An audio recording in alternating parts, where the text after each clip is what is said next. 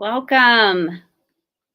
Welcome, welcome. We've been really anticipating this opportunity to get on a live webinar with all those that are interested. You are in the Intimacy for Life Method webinar. Hi, I am Dr. Shannon Roberts, and I'm going to be hosting the webinar for today.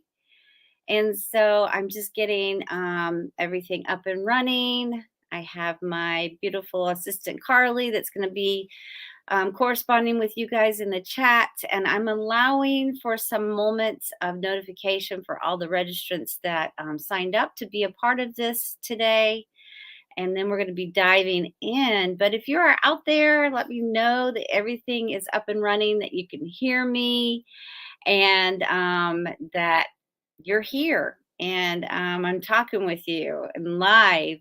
Drop just a hello, maybe where you're watching from. That's always exciting to know who's with us, where they connected to, what part of the United States are you in? So I'd be excited to hear from you in the chat. Chat is live. We'll be corresponding. We'll be dropping links. If a lot of you are just getting on and you were not, I got someone from, hi, Lori, Bushnell, Florida. Welcome. Glad to have you. If you have not gotten your workbook, we sent that out by email yesterday and I think again this morning. But Carly is going to be dropping the link to that workbook in our chat so that you can have access to it, because those are going to be our talking points for today. Again, I'm Dr. Shannon Roberts. Welcome to the Intimacy for Life Method, how you can deepen your connection in your most important relationship. So let me just give you a little background about me. I'm a total stranger, probably. Hi, Elizabeth.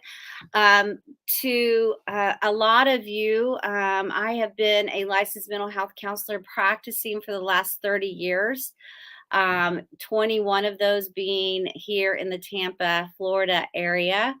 And my specialty is working with couples because I absolutely adore it. It is my passion.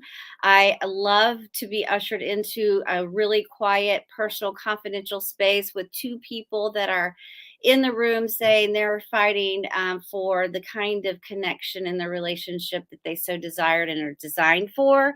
And being able to be privileged enough to partner with these people on that path and journey is my lifelong passion. So that's just a little bit about me. Again, welcome if you're just now getting logged in. You are in the Intimacy for Life Method webinar. I'm Dr. Shannon Roberts. I'll be hostessing with you today.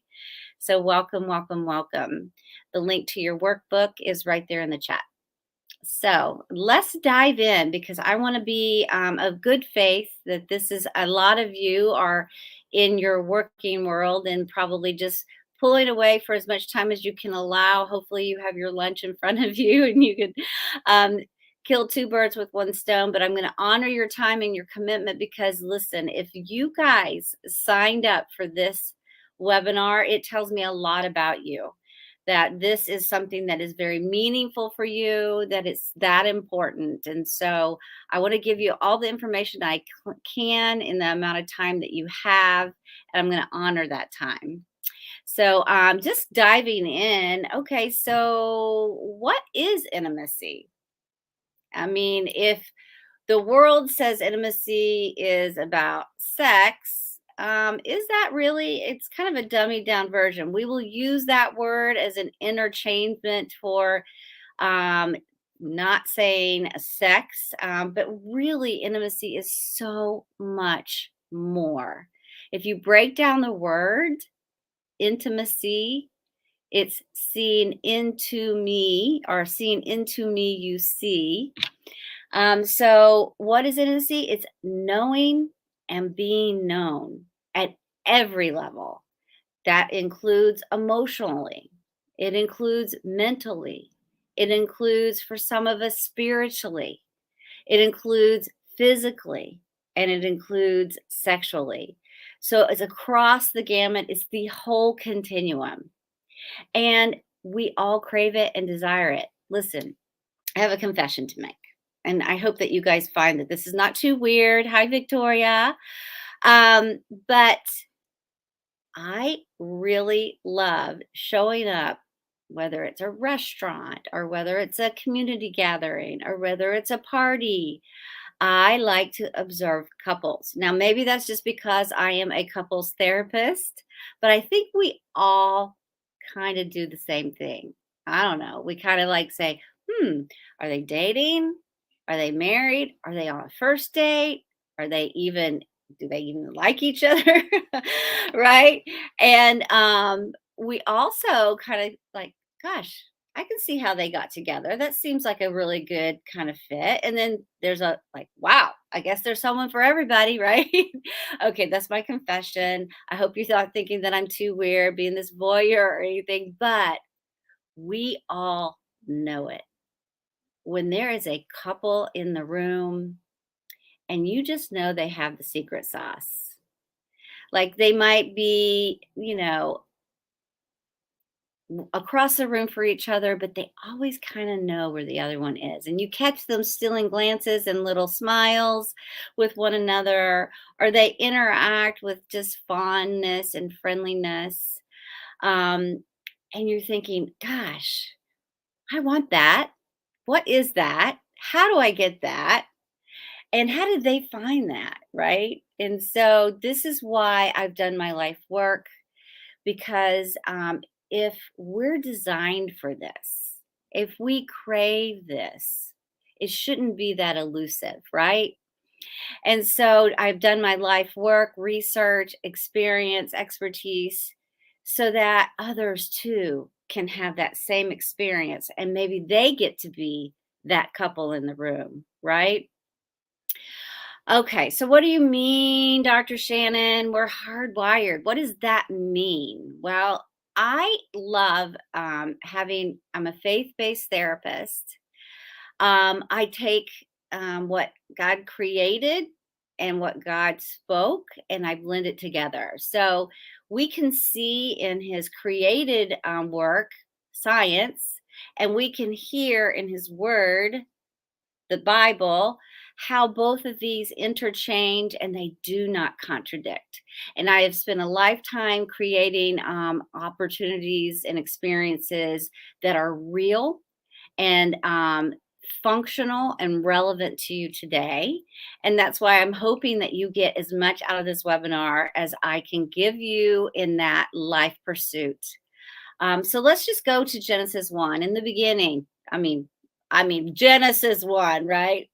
In the beginning, God made man in his image for his pleasure. And he said it was good. And he said, no, actually, it's very good. But then, really quickly after that, he says, but it's not enough. Life on this planet, just man alone and God, was not going to be enough in the way that God designed them to live and to function well. So he created a counterpart, a helpmate, a lover, a best friend. And the first marriage that was created was one flesh into two. And later on, that's like the symbolism that two flesh into one. And that's where we get all of that. So, what does that mean? Hardwired. Well, let's drop into neurobiology. I know you're like going, I just came on to learn about about romance and passion and intimacy and connection with my partner, and you're going to give me brain science. Yeah, I am, because it's fascinating. I hope you think so, and maybe I'm not too much of a geek, but we are neurobiologically hardwired for connection, especially with a romantic partner, meaning when we have that bond, we function the best and we become the best versions of ourselves when it is safe and secure. And it's called the attachment system. If you haven't done any research, we are hearing about it a lot more in the common language out there. If you have read anything about romance and connection. You've heard of something about the attachment system that has been hardwired into our brains to need one another, not in a codependent way, but an interdependent, kind of safe and secure, healthy way, right? Because anything that's good can become not so good. So we are hardwired for this connection. And let me just take you back that the attachment system was there at your birth, and it was there between a baby and a primary caregiver. And it ensures the emotional and physical survival, the protecting the bond between the primary caretaker and child, and it allowed for care and comfort. So when there was an emotional or physical need, the baby was hardwired to notify or reach for the primary caretaker, knowing that its survival for care and comfort came from that primary caretaker. And we're hardwired to respond to those notifications from our children, right? We move towards those needs. We move towards providing care and comfort. And that co regulation piece ensures that survival emotionally and physically of the child in their physical development and their emotional development. But what we're seeing, and this is the exciting part, of the research in romantic attachment and romantic love is that same attachment system doesn't just complete when development completes, or it doesn't end when the child becomes of age and individuates away from the primary caretaker. It is in place from birth until death. And so at the time that a person fully develops and then transfers their their dependence or interdependence on an attachment figure, a romantic attachment figure, this attachment system activates even in that situation. And it serves the same function. So it's the thing that leaves from the primary caretaker and cleaves to our romantic partner. And it serves that same function, that it ensures the survival emotionally and physically of each one of those people in that interdependent, interco-regulation, right? So the best thing that I can say is that it ensures the survival of the bond between spouses to create the co-regulation of care and comfort. I'm making sure I'm getting your fill-ins. I don't want to skip anything, even though you're going to get a workbook with all the fill-ins afterward, just to make sure you have them all, just to ensure. And it's keeping the love for the necessary emotional and physical needs being given and received. It's that important that there is a protection around that bond, that we become the attachment system, when working correctly in couples, creates safety and security. And you're probably thinking, what do you mean by safety and security, Dr. Shannon? That I'm physically safe? Well, yeah. So safety, meaning that when I'm in emotional need or even physical need, when I emotionally need assurances, need to know I'm not alone, need to know that somebody cares, needs to know that I matter, or that when I am in physical need, I am in pain or physical suffering or sickness, and I have the ability to reach for my partner and that it matters to them, that they become my haven, my safe and soft place to land. They're my home base. I call it the lily pad of culture and care, that I can reach, and my partner is loving, accepting, available, and responsive to those needs. And when there's those assurances neurobiologically, that co regulation piece keeps me grounded in my best place. My emotions are settled. My physical being is in its best place. So let me give you an example.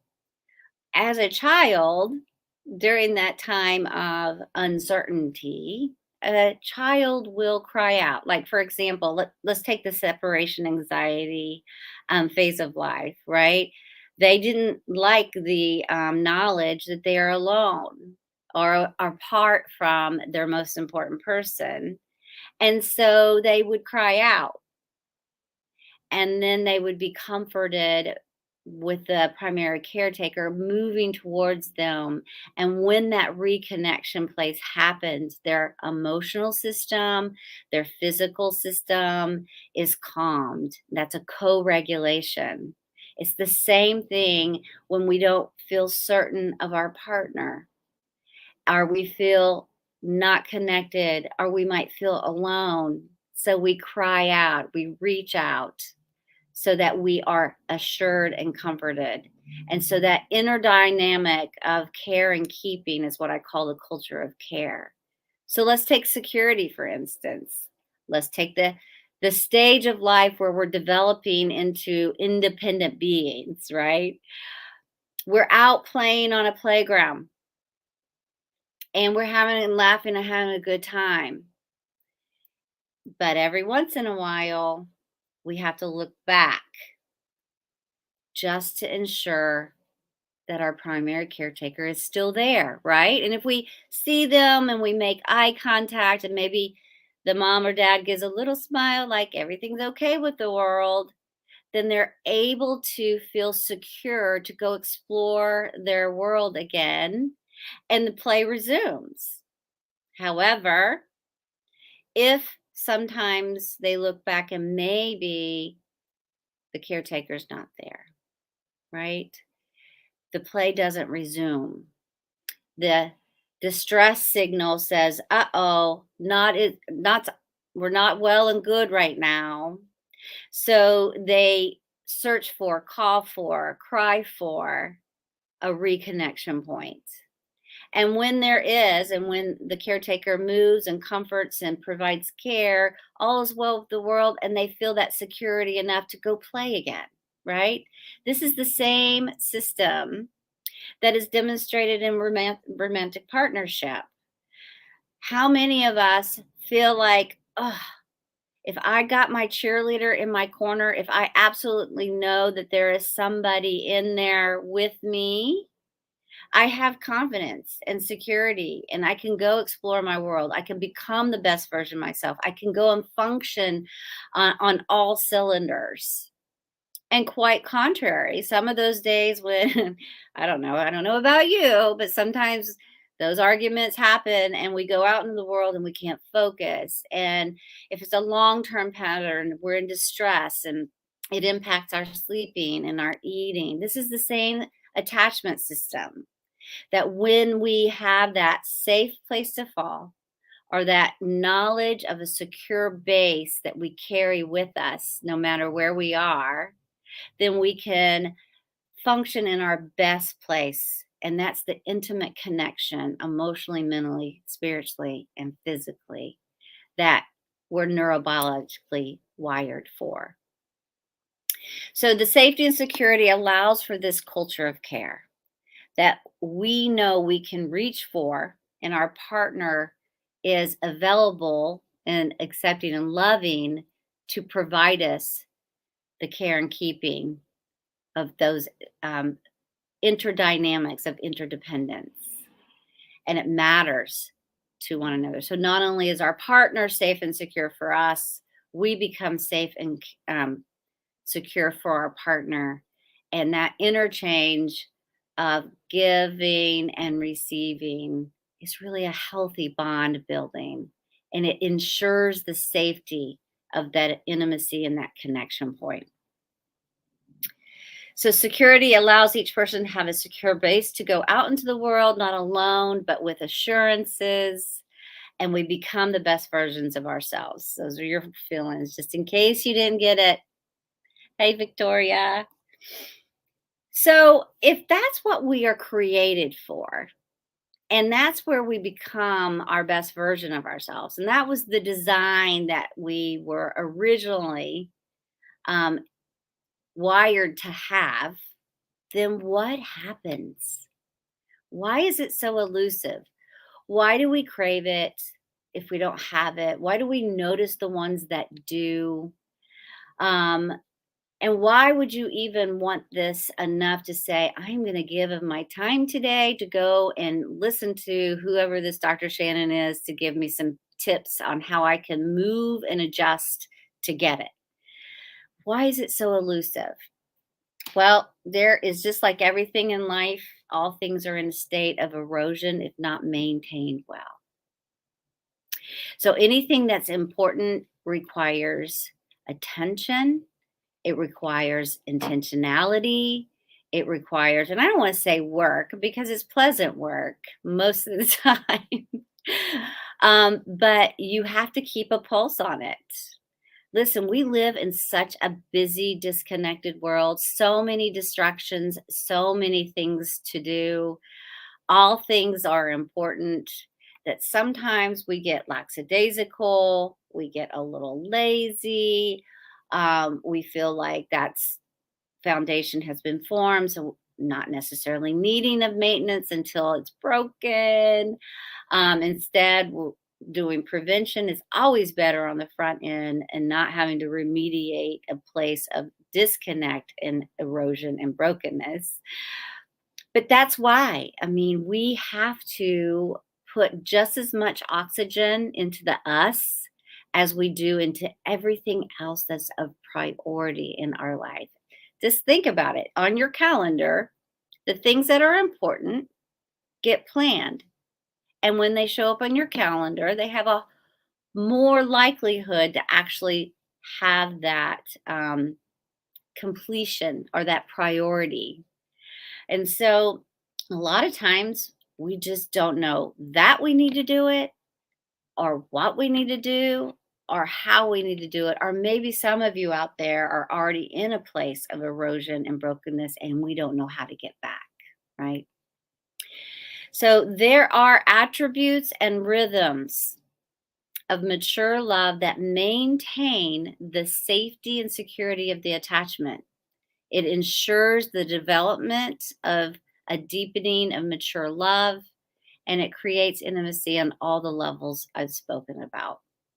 And I'm going to talk to you about what some of those attributes and rhythms can be, and you'll find some very helpful and some that you can incorporate all on your own. And these rhythms are actually predictive of being able to sustain relationship satisfaction over the long run and longevity throughout the lifetime of your marriage. So the first one is this emotional engagement piece, this emotional co regulation piece. Having worked with couples for 30 years, their number one complaint when they come in, why are you here?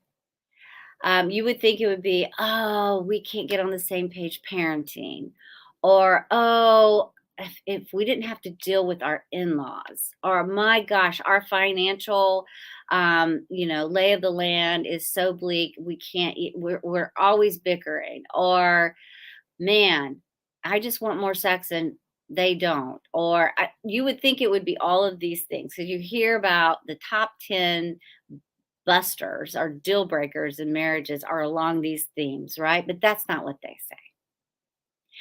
They say 99% of the time, we just don't communicate.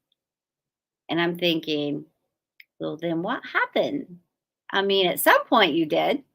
At some point, you thought that this person just so much hung the moon. You're willing to go to an altar and say, I can't imagine a day I don't want to be with you, live with you, make you happy for the rest of my life. And so there had to be some kind of connection point where you were enjoying some kind of natural rhythms of give and take, give and receive, communication. So what happened? So a lot of times in my with my couples, we'll go back and we'll kind of map out those bumps in the road, and you know, not to get down in the weeds quite in this seminar or this webinar, they shift you in the communication pattern. I'm going to be talking a little bit more about that, and the B, the conflict management. But let's go to A.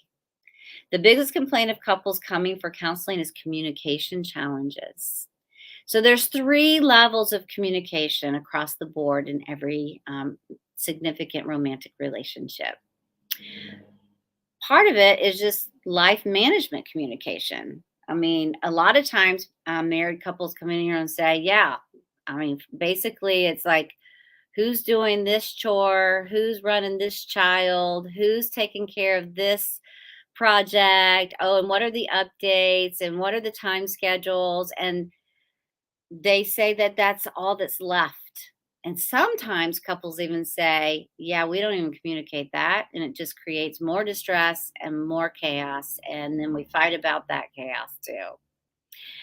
But couples experience heightened life stressors when not on the same page, resulting in moving through life responsibilities in the urgent, handling things in crisis mode, and ensuring more probability of conflict between each other. So, if you think about it, a lot of you might be out there new in your relationship, or maybe you're right in the thick of it and you guys are running this small business, right? I mean, you've got these three ankle biters that, have a lot of needs and urgencies, and they need to be certain places at certain times, and you got your career and their career, and then you have this asset management, your home, and all the things in it that are always in need of something and attention. And oh, and by the way, those ankle biters like to eat 3 times a day, and all of those things. A lot of moving parts. I mean, and then you got the financial budgeting, and yes, that inner dynamic is like running a small business. But we don't run our home life like a small business would. We don't have regular business meetings where we sit down and we look at budgeting, and we look at open old business action steps and follow up. And we don't address the new business action steps, and we don't differentiate role division around those. And we don't match up calendars, and we don't plan for those significant events, like actually time away together, or or vacations, or who's doing what when, and can we really introduce that activity for that child into our schedule? Does it work? I mean, are we looking at our finances together, looking at our mission statement to make sure that we're on track? Are we actually measuring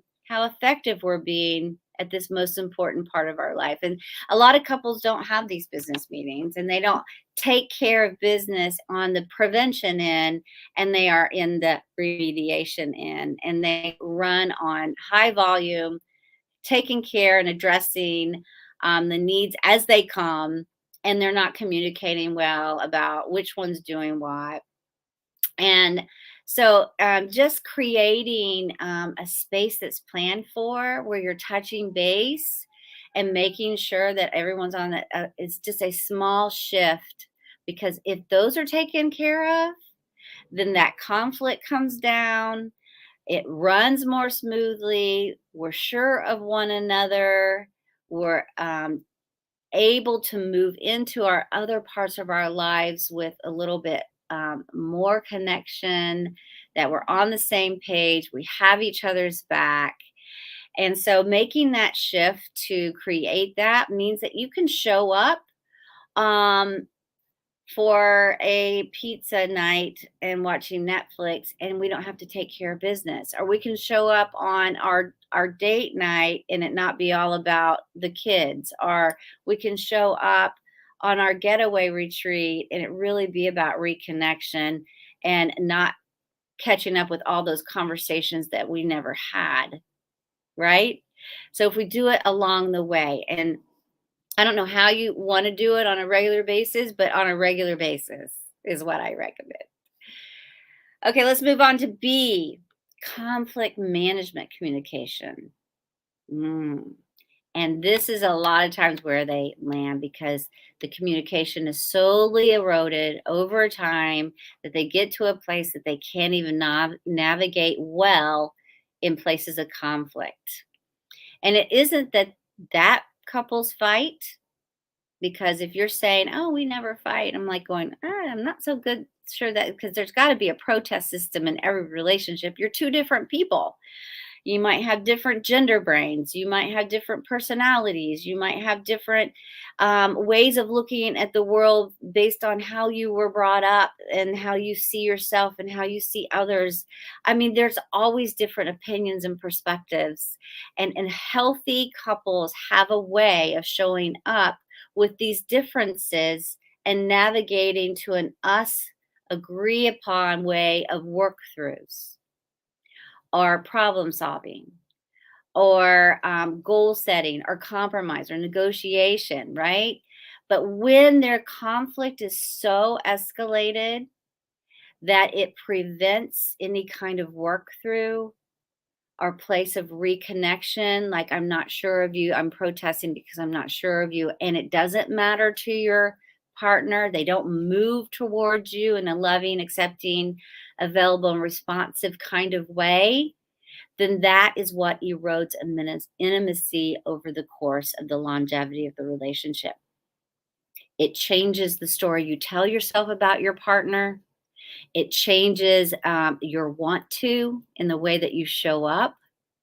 It changes the inability to have problem solving or healing conversations from points of pain in the relationship. And so, this conflict management system is the biggest predictor of divorce. What? What? It's not like betrayal, Shannon. It's not like, um, someone, not seeing eye to eye on finances or parenting. Nope. It's how couples fight that becomes the biggest eroder of intimacy and the biggest predictor of relationship dissatisfaction, and ultimately the biggest predictor of the couples that end in divorce. And that's research by John Gottman, if you've heard of him. So when unhealthy fight cycles activate our self-protection system of fight, flight, or freeze, when we feel in that fight that we have to self-protect and we do those built-in neurobiological ramp ups, shutdowns, or move aways, it results in behaviors of either escalation and definitely shutting down. And it means that points of pain don't get discussed and healed. And it means that our problems don't get resolved. And it leaves you in a state of insecurity and uncertainty in the relationship. And this erodes that safety and security that I discussed earlier. So this prevents work throughs of problems and healing of hurts or offenses in the relationships. These shift our want tos of showing up safe and secure for our partner. And this is the biggest predictor of divorce and can ultimately stop all other intimacy activities. We don't want to show up anymore. We don't want to expose. We don't want to take risks. We don't want to spend time. We don't want to connect because of all of these unhealthy stories we tell ourselves about our partner, that we have to protect ourselves, we have to distance ourselves, we have to build walls around ourselves and insulate ourselves from. The third level of communication is this vulnerable sharing. Listen, I didn't grow up in a home where healthy vulnerability and connecting in a deeper, emotionally engaging way was really role modeled. And so now I crave what healthy couples do that have that secret sauce. And they have this third level of sharing with one another that they can expose their greatest fears, insecurities, hopes, dreams, thoughts, perceptions, and it mattered to their partner. And the partner comes in with curiosity and the sharing of that space with one another emotionally and even physically. Well, I'm going to get to that later, but we're just on emotional engagement right now. But so vulnerability, being able to expose and take risk of our inner thoughts and our inner feelings, um, involves risk. And sometimes in that fight cycle, we don't want to take a risk because we fear that our partner is going to not be safe and secure for us. We fear that our partner would not be loving and accepting or not be available or responsive. And so we quit sharing. So vulnerability involves risk of exposure, disclose parts of ourselves others do not know, of our inner thoughts, emotions, fears, hopes, and longings. And these are just to name a few. But those couples that have the secret sauce, they've taken care of home management business, they've cleared the space, they handle conflict in a way that brings work throughs and healings, um, and it matters in a safe and secure kind of way. Are those also couples that are able to deepen their sharing and expose even more thoughts and bits of our people of themselves as we evolve, as we grow, as we mature, as we change, and we keep that open dynamic space of bringing our partner along with us on that journey. We are not growing in parallel, we're growing in perpendicular. Okay. So that's emotional engagement. How are we doing on time, guys? And hey, if you have, how do we become more creative in lovemaking is always the same. I love that. Look at you just being bold out there. I'm going to get to that. That's number 4. I promise, Victoria. Thank you for showing up with that. 2, shared recreational and leisure partnership.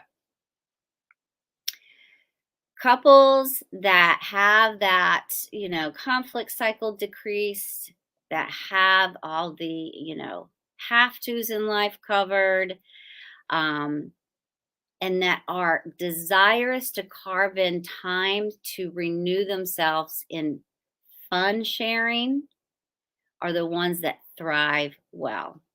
This is kind of, and I don't want to be gender biased here. I know number one, and the ability for me to talk about vulnerable risk, the guys are going, oh, okay, Dr. Shannon. That is so very, very important to a lot of men, but a lot of women. But this too, recreational leisure partnership becomes extremely important to both, but a lot of men want to not have always a deep conversation, or they want to go and experience something exciting and they want to take you along and they want you to share in the excitement. And sometimes they want to teach you how to do it too. And sometimes they're competitive for the fun of it. And that's okay too. So, those couples that are secure enough in their skin, they are intentional with the planning. And it's not just, oh, well, we have our date night, check the box. Oh, we go to that restaurant, we sit down, we typically order around the same thing, and we sit there and we talk about the children and the weather and, oh, yeah, by the way, did you get this done? And, oh, I took care of that, and the plumber's coming on. And no, I'm not talking about that experience. I'm talking about intentional, we're going to be known for this. Our brand is going to be that we are scuba divers, or we are rock climbers, or we're foodies together, or we like to experience community experiences, or we like to and check out every rooftop restaurant. See that I'm in Tampa. Sorry. We have rooftop restaurants. They're really pretty great year round.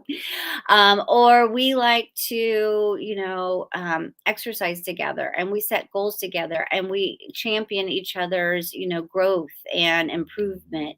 Or we learn a new sport together, or we learn a new hobby together.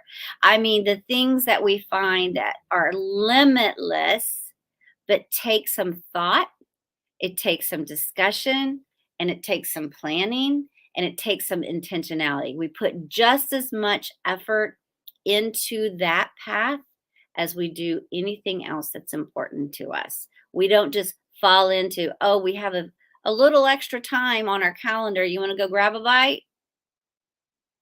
So we don't get just the reserves or the crumbs, and we just think about in the passing what we could do with this time. We already know what we like, and we already have a joint venture, and we get equally excited about it, or we're just open to the possibility of trying something new and learning something new together, and we don't mind that we're not great at it yet. We're okay with showing up with not being an expert or a professional, or looking dumb. We just try it anyway, right? Because what we have heard in the research, that the anticipation, the planning, the discussion and research of these times together, like vacation and what we're going to do there, and the adventures, or the um, cultural experience, or the food experience, or whatever that you guys like doing, talking about it, researching it, planning for it is equally as rewarding as actually going and participating in the activity. And that over time sustains you. That endorphin, excitement, anticipation, cohesive joint experience in the planning and talking reduces the stresses and the impact of the stresses of life. It reduces the cortisol, and it counterbalances all the stress impact of why we get up and do what we do day in and day out, right? All right. How are we doing? 3. Shared purpose and meaning activities. For some of you, this is the spiritual intimacy part. For other of you, it might just that we want to contribute to society in some kind of fashion that's impactful: philanthropy, community service, or worship, or prayer. These can be deeply spiritually connecting, of doing together something that is greater than ourselves. And when we feel like when we come together, we're better together, and we are stronger together, and we contribute more together as a cohesive unit, that we show up at community services together. We as a brand are concerned about the orphans, or the foster care system, or the homeless, or the human trafficking, or we adopt a mission and a purpose together, and we feel and resonate at a deep level that we can make a difference in some kind of area of life, or we can contribute to something bigger than ourselves that we would never be able to do on an individual basis. Maybe it's financial contribution. Maybe it's actually serving on boards together. Maybe it's some kind of cause. Or maybe it's just that deep, intimate connection of shared values and faith in the way that we practice spiritual practices together, whether that's prayer, or attending church, or serving in church, or the investment that we make in our values to our children, or to another people population set. Um,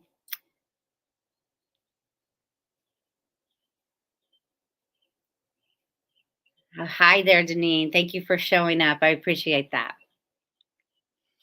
When we get to this level of intimate connection, we are kind of outwardly branding the us, representing inward shared beliefs and passions. and we take vested interest in that. It's another level of knowing and connecting and sharing. All right, moving on because we are in our home stretch, guys. Thank you guys for bearing with me as much as you can. So, then there's the physical affection practices, the outward expression of that inner romantic desire. And there's two kinds of parts to this because there is just that physical intimacy, and that involves a long continuum. Those couples that reach for each other for physical connection and embrace can do it in a sexual way and a non-sexual way. Those that have the natural rhythms, whether that is, we have to come together to greet one another or before exiting from one another, the bookends of our day where we hold one another and we cuddle, we hold hands, or um, it's like I can't pass you if you're sitting on the couch without me putting a hand on your shoulder as I pass, or I just kind of glaze it across your head because I see you, I know you, I want you to know I'm there and it matters to me. And I demonstrate that in a physical kind of connection kind of point, right? And it's a long continuum. If we then dip into, this is very helpful. Thank you. Oh, we host military marriage retreats, all expenses paid for 3 days in Oceanside Harbor of a 4-star resort. Oh, wow. Good for you guys. Congratulations on that. Thank you for being a part of the cause. So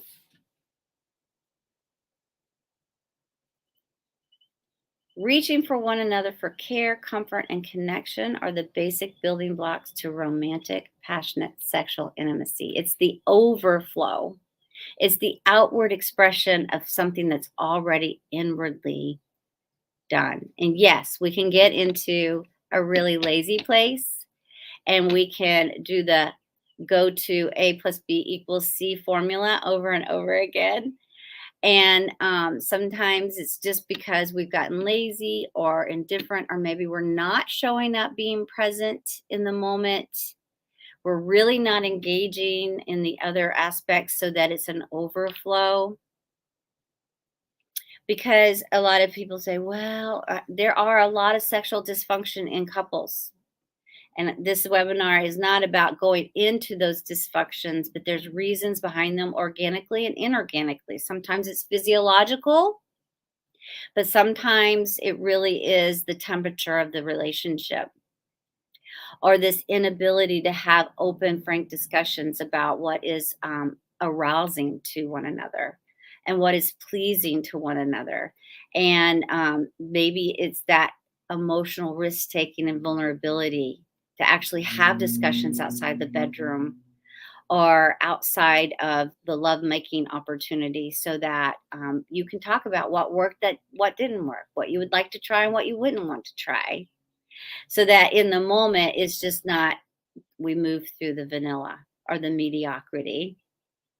And that takes some risk taking. Sometimes these conversations are not comfortable for couples, dependent upon how sexual kind of conversation or communication or education was handled in family of origin, or how it has maybe been handled in your current relationship or previous relationships. And sometimes all of those things hinder open expression with feeling comfortable, or maybe trying not to hurt our partner or not to offend our partner. But those are why all those other intimacy pieces have to come together so that we are feeling more safe. We are feeling more secure. We are willing to do vulnerable risk taking in the communication aspect of it. And what I can say for just some basics, a woman's biggest sex organ is her brain.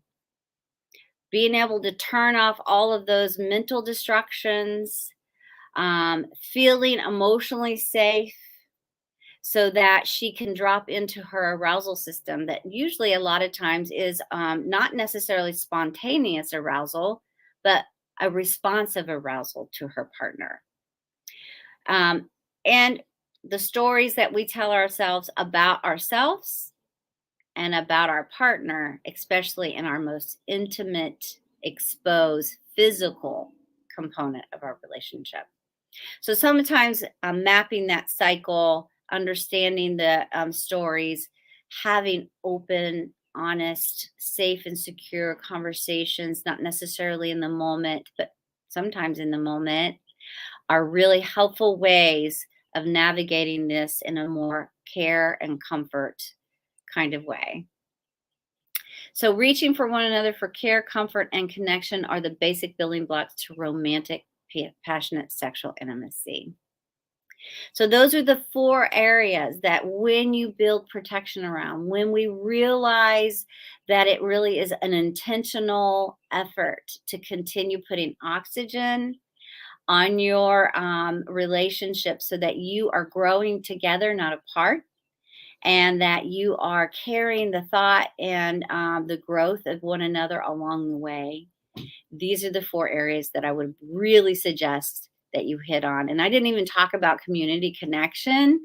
That's for a different webinar. But a lot of times couples thrive well when they have a tribe built of other people that know and care. But we'll talk about that at a different time. So this is the how-to, guys. And a lot of you can take this information and just run with it. Good for you for showing up and that you desire, because that's half the battle. And you can be more intentional and you can start having these conversations with your partner so that you guys can navigate the how-tos, right?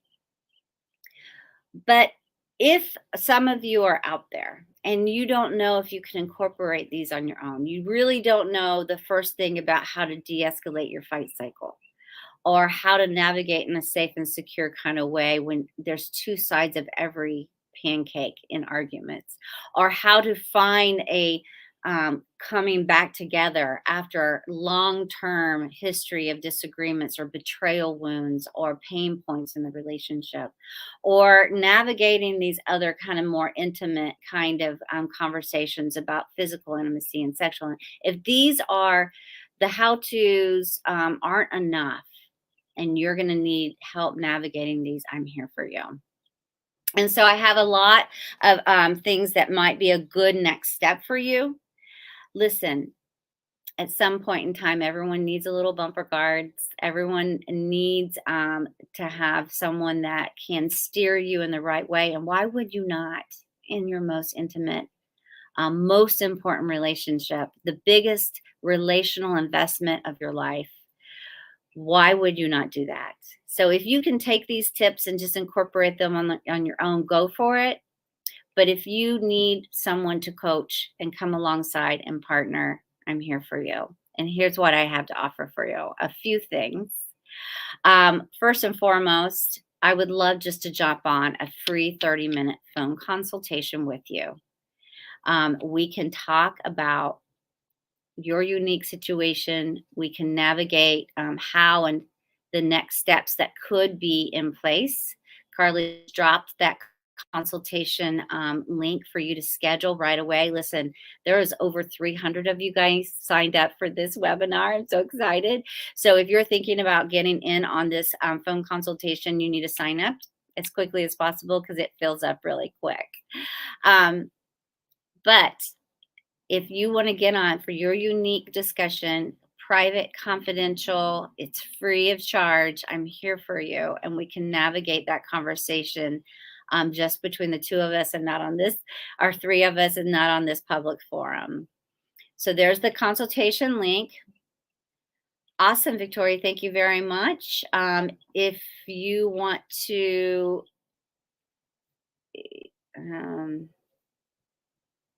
go to that link, then you can schedule that right away. And I also have other things that you can continue following me on because I love giving my life pursuit, my life passion out. I have a podcast that drops weekly on Tuesdays, Love Leading with Dr. Shannon. You can find it on all podcast formats. And I have Another thing that's coming up at the end of May, 1st of June, my first book, and it's called Naked and Exposed, Using the Intimacy for Life Method in Your Marriage, Learning How to Love Well.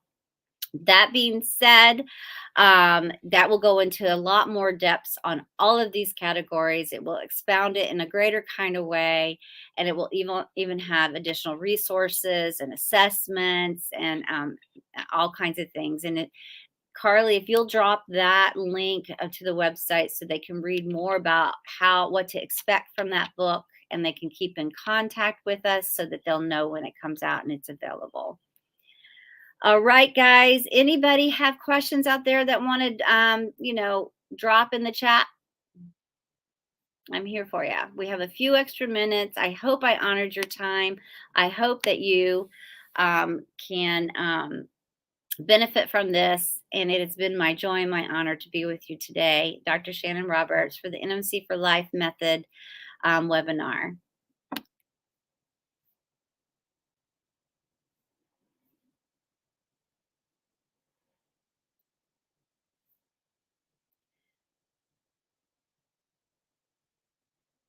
And Carly, if you'll just go ahead and also drop my email, just in case someone doesn't find the consultation time or they prefer the comfort level of just an initial email reach out, let me put that as available to them as well. Okay, awesome. All right, guys, take care. There's going to be other Intimacy for Life webinars coming up in the near future. So if you feel like you might need this one more time, two more times, we're available for you. If you have friends and family you want to pass this on to and you want them to get the same information, just know that there is another one coming up. And Carly, if you'll put down the link for them to register for the next one in advance, that's awesome. All right, guys, thank you very much. It's been a joy to be with you today. Take care, and hopefully I'll be hearing and talking with you, or knowing you're out there in my community learning how to love well. Take care. Bye-bye.